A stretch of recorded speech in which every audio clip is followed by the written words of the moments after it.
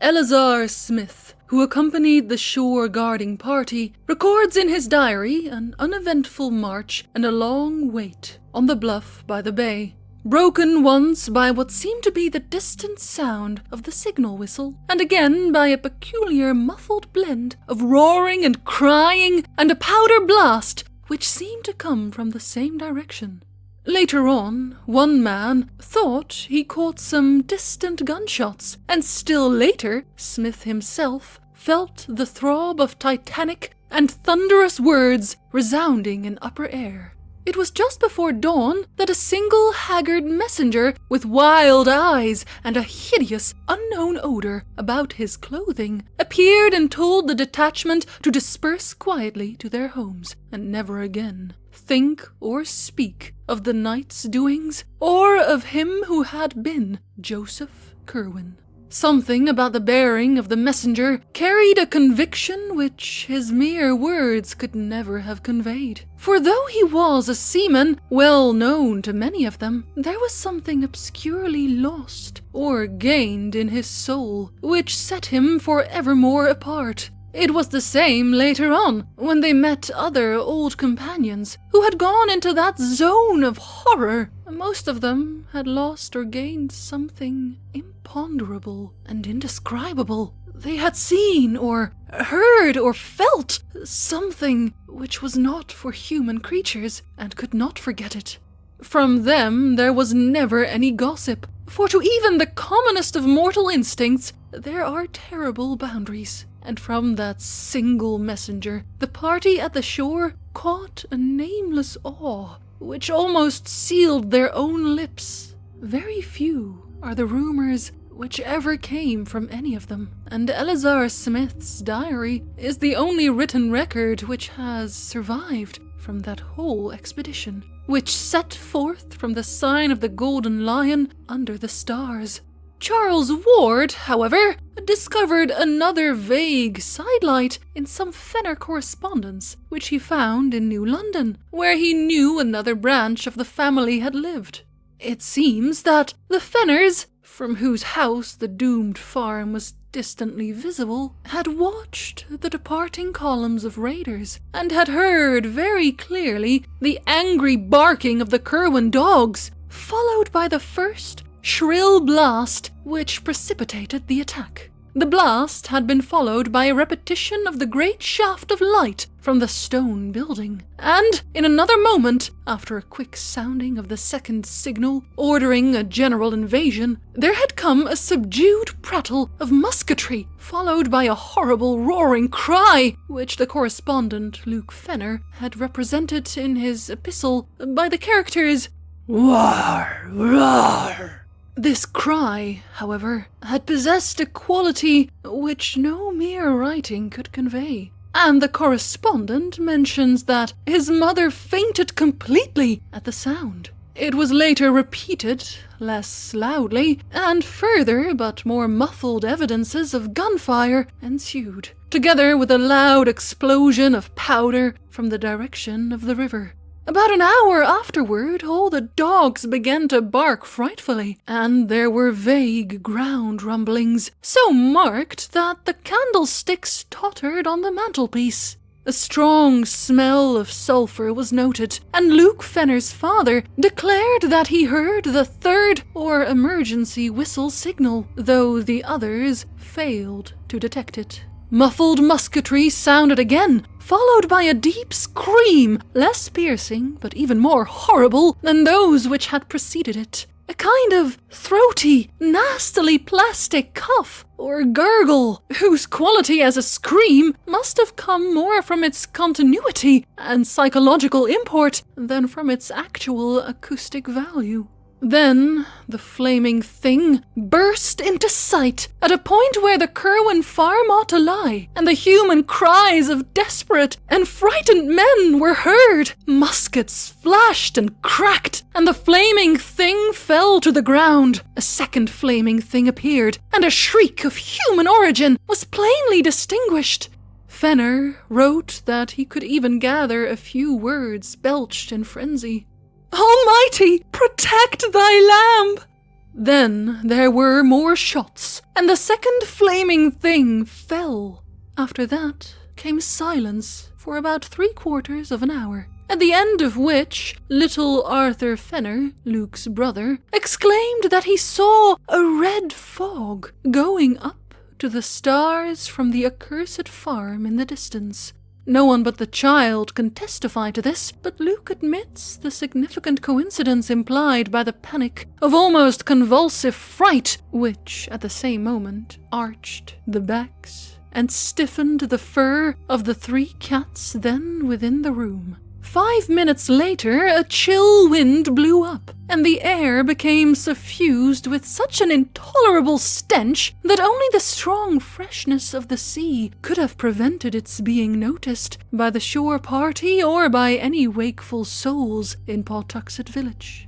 This stench was nothing which any of the Fenners had ever encountered before, and produced a kind of clutching, amorphous fear beyond that of the tomb or the charnel house. Close upon it came the awful voice, which no hapless hearer will ever be able to forget. It thundered out of the sky like a doom, and windows rattled as its echoes died away. It was deep and musical, powerful as a bass organ, but evil as the forbidden books of the Arabs. What it said no man can tell, for it spoke in an unknown tongue, but this is the writing Luke Fenner set down to portray the demoniac intonations. Dismis, yeshet, bonedosef duvema entimos. Not till the year 1919 did any soul link this crude transcript with anything else in mortal knowledge, but Charles Ward paled as he recognized what Mirandola had denounced in shudders as the ultimate horror among black magic's incantations. An unmistakably human shout or deep chorused scream seemed to answer this malign wonder from the Kerwin farm. After which, the unknown stench grew complex, with an added odor equally intolerable. A wailing, distinctly different from the scream, now burst out, and was protracted ululently in rising and falling paroxysms. At times, it became almost articulate, though no auditor could trace any definite words. And at one point, it seemed to verge toward the confines of diabolic and hysterical laughter. Then, a yell of utter, ultimate fright and stark madness wrenched from scores of human throats. A yell which came strong and clear, despite the depth from which it must have burst. After which, darkness and silence ruled all things. Spirals of acrid smoke ascended to blot out the stars, though no flames appeared, and no buildings were observed to be gone or injured on the following day. Toward dawn, 2 frightened messengers with monstrous and unplaceable odors, saturating their clothing, knocked at the Fenner door and requested a keg of rum, for which they paid very well indeed. One of them told the family that the affair of Joseph Kerwin was over, and that the events of the night were not to be mentioned again. Arrogant as the order seemed, the aspect of him who gave it took away all resentment and lent it a fearsome authority, so that only these furtive letters of Luke Fenner, which he urged his Connecticut relative to destroy, remain, to tell what was seen and heard. The non-compliance of that relative, whereby the letters were saved after all, has alone kept the matters from a merciful oblivion. Charles Ward had one detail to add as a result of a long canvass of Pawtuxet residents for ancestral traditions. Old Charles Slocum of that village said that there was known to his grandfather a queer rumor concerning a charred, distorted body found in the fields a week after the death of Joseph Kerwin was announced. What kept the talk alive was the notion that this body, so far as could be seen in its burnt and twisted condition, was neither thoroughly human nor wholly allied to any animal which Pawtuxet folk had ever seen or read about. Not one man who participated in that terrible raid could ever be induced to say a word concerning it, and every fragment of the vague data which survives comes from those outside the final fighting party. There is something frightful in the care with which these actual raiders destroyed each scrap which bore the least allusion to the matter. 8 sailors had been killed, but although their bodies were not produced, their families were satisfied with the statement that a clash with customs officers had occurred. The same statement also covered the numerous cases of wounds, all of which were extensively bandaged and treated only by Dr. Jabez Bowen, who had accompanied the party. Hardest to explain was the nameless odor clinging to all the raiders, a thing which was discussed for weeks. Of the citizen leaders, Captain Whipple and Moses Brown were most severely hurt, and letters of their wives testify the bewilderment which their reticence and close guarding of their bandages produced. Psychologically, every participant was aged, sobered, and shaken. It is fortunate that they were all strong men of action and simple, orthodox religionists, for with more subtle introspectiveness and mental complexity, they would have fared ill indeed.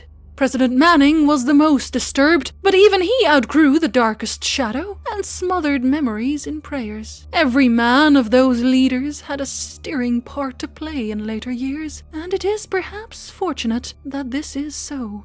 Little more than a 12-month afterward, Captain Whipple led the mob who burned the revenue ship Gaspee, and in this bold act we may trace one step in the blotting out of unwholesome images.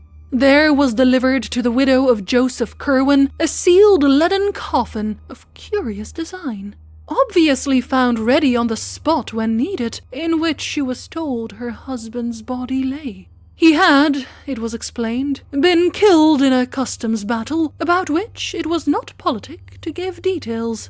More than this, no tongue ever uttered of Joseph Curwen's end, and Charles Ward had only a single hint wherewith to construct a theory. This hint was the merest thread, a shaky underscoring of a passage in Jedediah Orne's confiscated letter to Curwen, as partly copied in Ezra Whedon's handwriting. The copy was found in the possession of Smith's descendants, and we are left to decide whether Whedon gave it to his companion after the end as a mute clue to the abnormality which had occurred, or whether, as is more probable, Smith had it before, and added the underscoring himself from what he had managed to extract from his friend by shrewd guessing and adroit cross-questioning. The underlined passage is merely this: I say to you again, do not call up any that you cannot put down, by the which I mean any that can in turn call up somewhat against you, whereby your powerfulest devices may not be of use. Ask of the lesser, lest the greater shall not wish to answer, and shall command more than you. In the light of this passage, and reflecting on what last unmentionable allies a beaten man might try to summon in his direst extremity, Charles Ward may well have wondered whether any citizen of Providence killed Joseph Curwen. The deliberate effacement of every memory of the dead man from Providence life and annals was vastly aided by the influence of the raiding leaders. They had not at first meant to be so thorough, and had allowed the widow and her father and child to remain in ignorance of the true conditions. But Captain Tillinghast was an astute man, and soon uncovered enough rumors to whet his horror and cause him to demand that his daughter and granddaughter change their name, burn the library and all remaining papers, and chisel the inscription from the slate slab above Joseph Curwen's grave. He knew Captain Whipple well, and probably extracted more hints from that bluff mariner than anyone else ever gained respecting the end of the accursed sorcerer. From that time on, the obliteration of Curwen's memory became increasingly rigid, extending at last by common consent even to the town records and files of the Gazette. It can be compared in spirit only to the hush that lay on Oscar Wilde's name for a decade after his disgrace, and in extent only to the fate of that sinful king of Runazar in Lord Dunsany's tale, whom the gods decided must not only cease to be, but must cease ever to have been. Mrs. Tillinghast, as the widow became known after 1772, sold the house in Olney Court and resided with her father in Powers Lane till her death in 1817. The farm at Pawtuxet, shunned by every living soul, remained to moulder through the years and seemed to decay with unaccountable rapidity. By 1780, only the stone and brickwork were standing, and by 1800, even these had fallen to shapeless heaps. None ventured to pierce the tangled shrubbery on the river bank behind which the hillside door may have lain. Nor did any try to frame a definite image of the scenes amidst which Joseph Curwen departed from the horrors he had wrought. Only robust old Captain Whipple was heard by alert listeners to mutter once in a while to himself, "Pox on that." But he had no business to laugh while he screamed. 'Twas as though that damned had summoned up his sleeve. For half a crown, I'd burn his house.